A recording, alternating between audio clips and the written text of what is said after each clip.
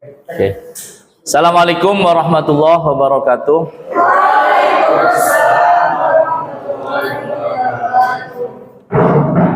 Sabahul khair. Ayo. Kaifa halukum? Bikhair, alhamdulillah. Oke, kita berjumpa lagi dalam MK Fikih Zakat. Ya. Sekarang kita ini pada pertemuan yang kelima. Pembahasannya adalah tentang mustahik zakat. Namun sebelumnya kita awali dulu pada perkuliahan kali ini dengan bacaan basmalah. Bismillahirrahmanirrahim. Oke. Sebelum lanjut ke materi, ya, saya absen dulu. Khadijah hadiroh. Maimunah sakit. Oh, pantesan nggak kelihatan ini. Abdul Wahab Sutrisna hadir, Pak. Anwar hadir, ya. Oke, Gojali nggak berangkat, Pak. Kemana ini Gojali nggak berangkat ini? Oke. Terakhir Ahmad Soleh hadir, Pak. Hadir, ya, bagus. Antum ini selalu hadir emang. Oke. Cukup ya untuk ngabsen. Oke, sekarang kita ini akan membahas tentang mustahik zakat. Ya. Sebelum memulai, Bapak pengen tanya dulu, kira-kira di sini ada enggak yang termasuk mustahik zakat ini?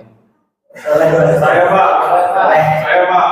Mustahik zakat itu apa, Soleh? Orang yang berhak menerima zakat. Oke. Kalau suruh milih nih, ya, kamu mau jadi orang yang berzakat, apa mau pilih jadi orang yang menerima zakat? Berzakat, Pak.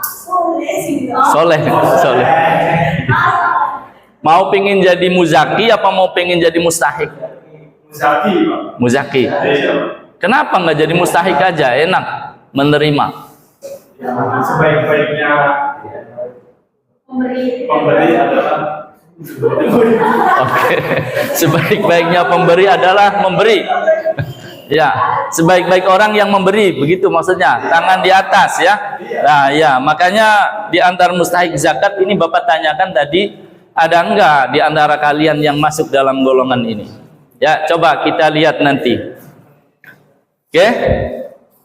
Mustahik zakat. Ini sebagai pengantar dulu, ya, zakat, ya, dan pentingnya distribusi. Zakat ini merupakan ibadah yang wajib, ya, ibadah harta yang wajib ditunaikan oleh setiap orang muslim yang mampu, ya, untuk membersihkan hartanya dan meningkatkan keberkahan. Ini zakat, ya, adalah kewajiban ilahi, perintah langsung dari Allah Subhanahu wa taala kepada setiap orang yang mengaku sebagai orang Islam apabila sudah mampu, tentunya dalam batas tertentu yang disebut dengan nisab. Ya. Dalam zakat ini, ya, pemberiannya tidak ke sembarang orang. Ya. Tidak ke sembarang orang. Ada golongan-golongan tertentu, ada orang-orang tertentu yang berhak menerima zakat. Nah, orang yang berhak menerima zakat ini disebut dengan nama mustahik zakat. Nah, di sini siapakah mustahik zakat itu?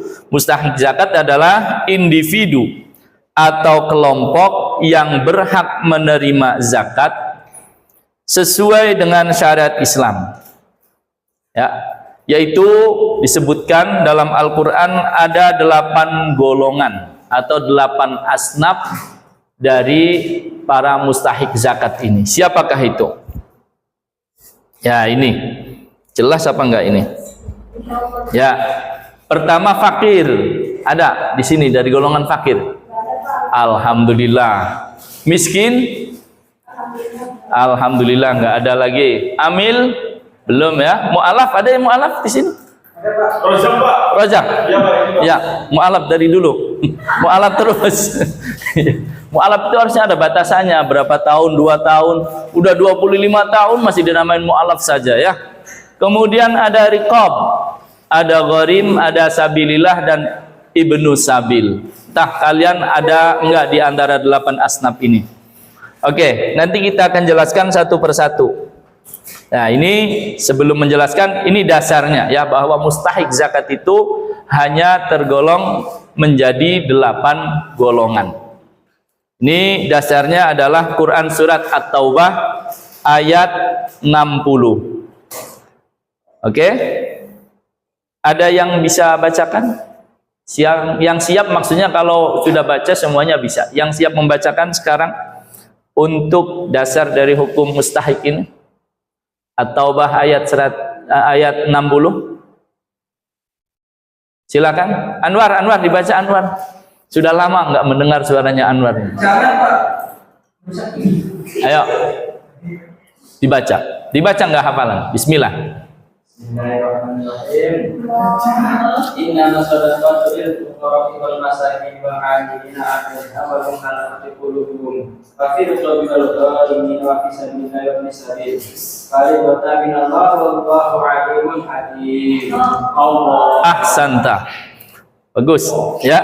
Ini adalah yang mendasari tentang mustahik, yang artinya sesungguhnya zakat itu hanyalah untuk orang-orang fakir, orang-orang miskin, pengurus-pengurus zakat, para mu'alaf yang dibujuk hatinya untuk memerdekakan budak, wafir riqab ya, dan orang-orang yang berhutang untuk jalan Allah dan untuk mereka yang sedang dalam perjalanan, sebagai suatu ketetapan yang diwajibkan Allah, dan Allah Maha mengetahui lagi Maha bijaksana.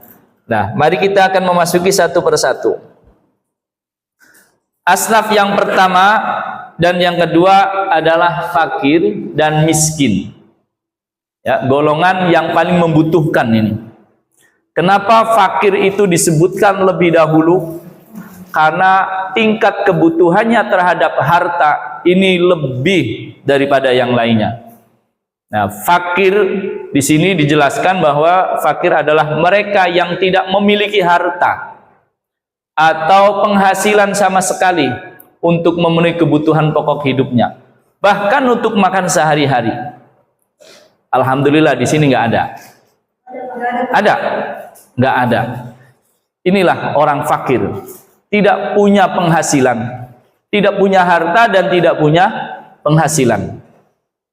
Kemudian disusul yang kedua, ini adalah miskin. Miskin adalah mereka yang memiliki harta atau memiliki penghasilan namun tidak mencukupi untuk memenuhi kebutuhan dasar keluarganya secara layak.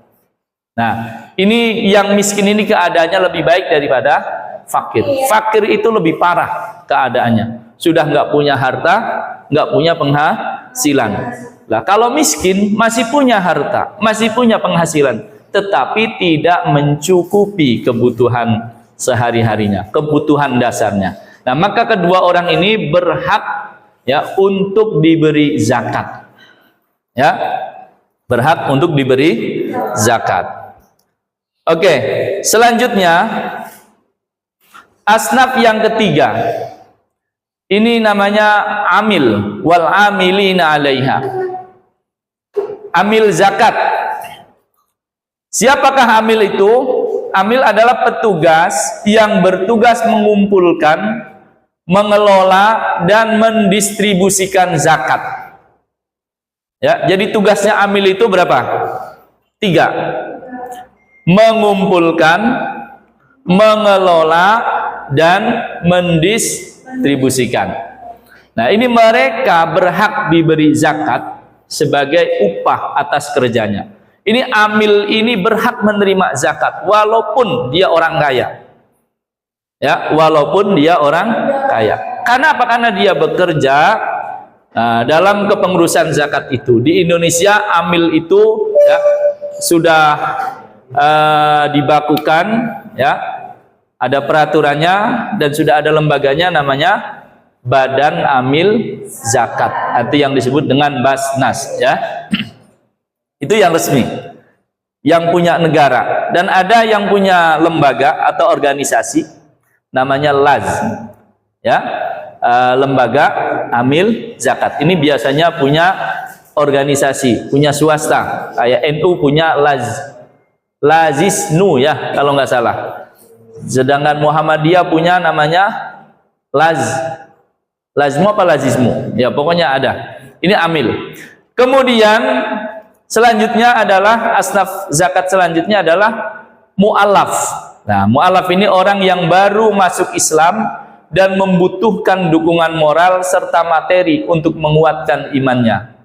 Ya, zakat ini membantu mereka untuk beradaptasi dengan kehidupan muslim. Jadi jangan dikira orang itu setelah pindah keyakinan, setelah pindah agamanya, kemudian tenang-tenang saja. Ini ujiannya sangat berat. Ya, walaupun dia asalnya orang kaya sebelumnya, hidupnya serba berkecukupan, kendaraan, rumah semua terpenuhi bahkan lebih. Itu setelah menyatakan dirinya masuk Islam, itu dimusuhi oleh keluarganya, diusir. Ya, diusir dan tidak boleh membawa barang apa-apa. Sehingga pantaslah mu'allaf ini berhak untuk mendapatkan zakat sebagai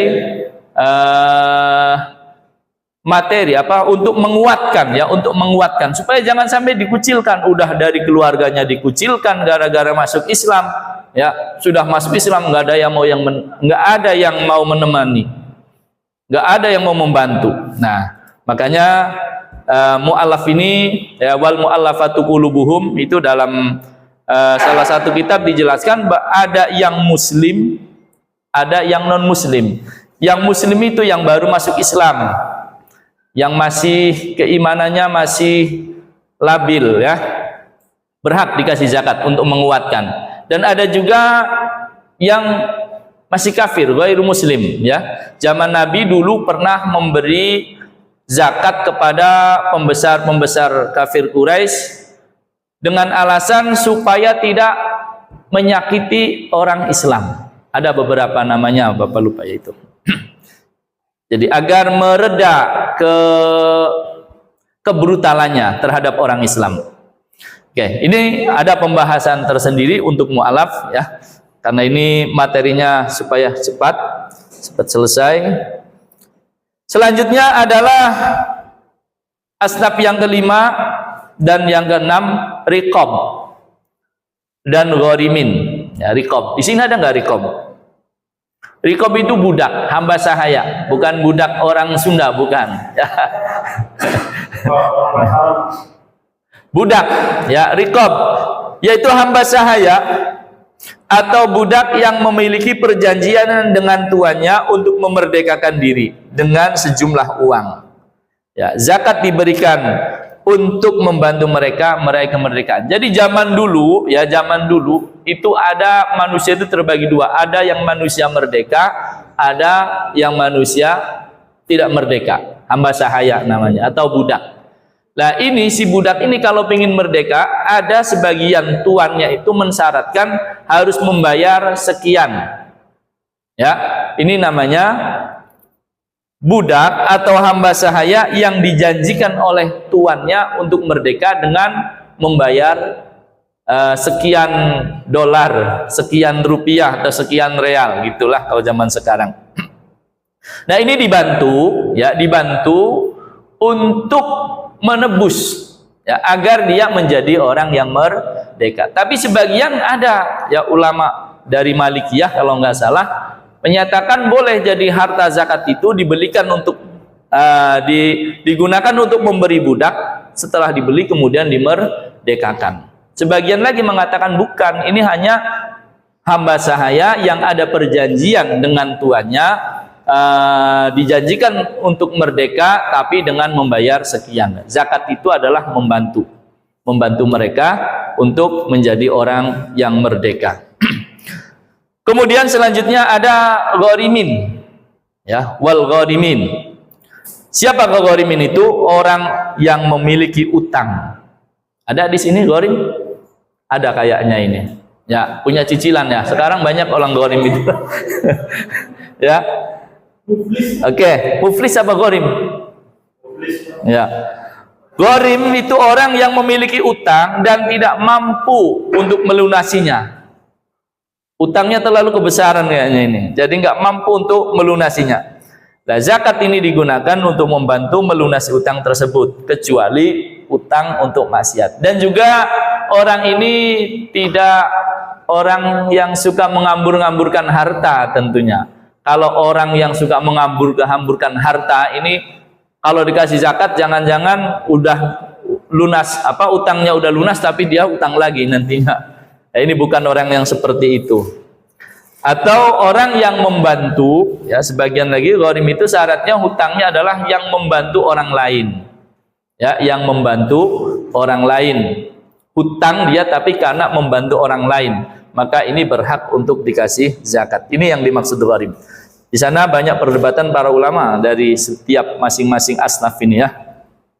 Oke, selanjutnya adalah asnaf yang ke-7 dan 8. Yang ke-7 itu fisabilillah, yang ke-8-nya ibnu sabil. Siapakah yang termasuk fisabilillah? Zaman dulu ya, fisabilillah adalah para tentara. Ya, para tentara yang ikut perang dan tidak mendapatkan gaji dari negaranya. Ya. Lah sekarang ya sudah tidak ada zaman perang seperti dahulu. Tentara sekarang juga ada tentara juga sudah dapat gaji dari negaranya. Perang nggak perang tetap digaji. Apakah masih termasuk sabilillah? Ya, itu perlu pengkajian khusus nanti. Di sini dituliskan bahwasanya fisabilillah adalah mereka yang berjuang di jalan Allah untuk kepentingan agama Islam. Ya, ini lebih luas pengertiannya, seperti pendakwah, pejuang atau penuntut ilmu agama. Ya. Zakat diberikan ini untuk mendukung misi mulia mereka.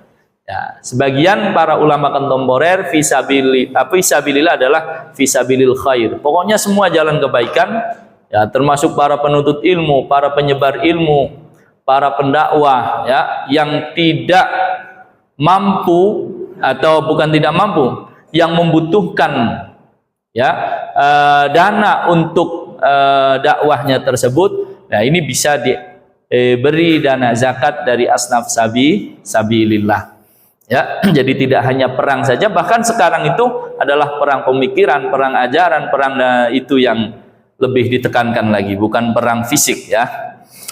Oke, yang terakhir dari asnaf zakat adalah ibnu sabil. Ya, ibnu sabil itu biasa disebut dengan musafir. Ya, atau orang yang dalam perjalanan yang kehabisan bekal dan tidak memiliki harta di tempat